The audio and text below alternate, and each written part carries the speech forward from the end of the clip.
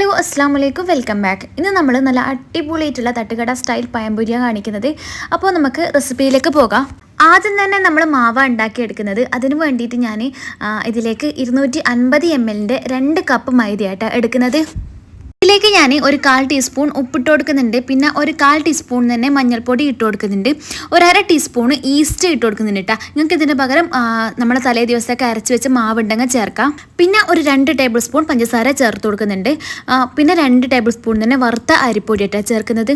നല്ല പോലെ ഒന്ന് മിക്സ് ചെയ്തിട്ട് കൊടുക്കുക. ആദ്യം തന്നെ നമ്മളിതിലേക്ക് സീക്രട്ടായിട്ട് ചേർക്കുന്നത് ഈസ്റ്റ് ആട്ടാ. നിങ്ങൾക്ക് ഇതിന് പകരം നമ്മൾ തലേ ദിവസമൊക്കെ അരച്ച് വെച്ച ദോശമാവുണ്ടല്ലോ, അതുണ്ടെങ്കിൽ ചേർത്ത് കൊടുത്താലും അതേ എഫക്റ്റ് തന്നെ ഉണ്ടാവുക. എന്നെ പോലെ പെട്ടെന്ന് ചെയ്തെടുക്കുന്ന ആൾക്കാരെങ്കിൽ ഈസ്റ്റൊക്കെ ചേർത്തിട്ട് ചെയ്യട്ടെ. അപ്പോൾ നല്ല കറക്റ്റായിട്ട് കിട്ടിക്കോളും.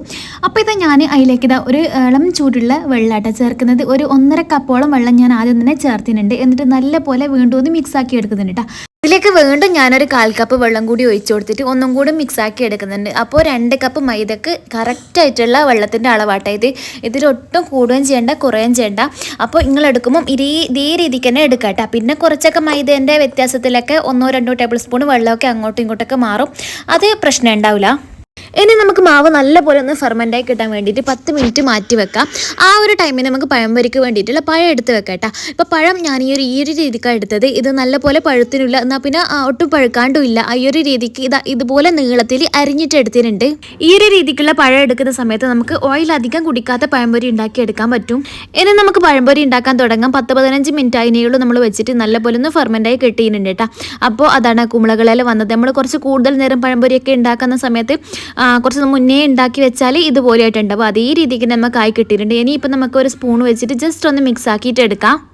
ഇങ്ങനെ നമ്മൾ സ്പൂൺ വെച്ചിട്ട് മിക്സ് ആക്കി എടുക്കുന്ന സമയത്ത് നിങ്ങൾക്ക് ഒട്ടും ഇളക്കാനൊന്നും പറ്റുന്നില്ലെങ്കിൽ ഇത് നിങ്ങൾ ഉണ്ടാക്കുന്ന മാവ് ടൈറ്റ് ആണെന്നും ഭയങ്കരമായിട്ട് ലൂസായി പോകണമെങ്കിൽ കുറച്ചും കൂടി മാവൊക്കെ ചേർക്കുകയും ചെയ്യട്ടെ. ഇനി നമുക്ക് ഓരോ പഴത്തിൻ്റെ പീസ് ഇതിലേക്ക് ഇട്ട് കൊടുക്കാം. എന്നിട്ട് നമുക്ക് നല്ല പോലെ ഒന്ന് മിക്സ് ആക്കിയിട്ട് എടുക്കട്ടെ. ഈ സ്പൂൺ വെച്ചിട്ട് തന്നെ മിക്സ് ആക്കിയിട്ട് എടുത്താൽ മതി. എന്നിട്ട് ഒന്നിക്കൽ സ്പൂൺ വെച്ചിട്ട് നിങ്ങൾക്ക് ഓയിലേക്ക് ഇടാം, അല്ലെങ്കിൽ കൈ വെച്ചിട്ട് എടുത്തിട്ട് ഇട്ടാലും മതി കേട്ടോ. ഇപ്പം നമ്മൾ പഴം പൊട്ടിപ്പോകാണ്ടിരിക്കാനായിട്ടോ ഞാനിപ്പോൾ ഇങ്ങനെ ചെയ്യുന്നത്.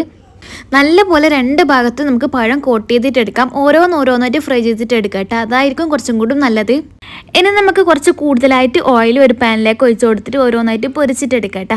നിങ്ങൾക്ക് ഇതിന് പകരം നല്ല ചീനച്ചട്ടി ഉണ്ടാവുമല്ലോ, ഇരുമ്പിൻ്റെയൊക്കെ ചീനച്ചട്ടി, കുറച്ച് വലിയ ചീനച്ചട്ടിയിൽ കുറച്ച് കൂടുതലായിട്ട് ഓയിൽ ഒഴിച്ചിട്ട് അങ്ങനെയും ഫ്രൈ ചെയ്തിട്ട് എടുക്കാം.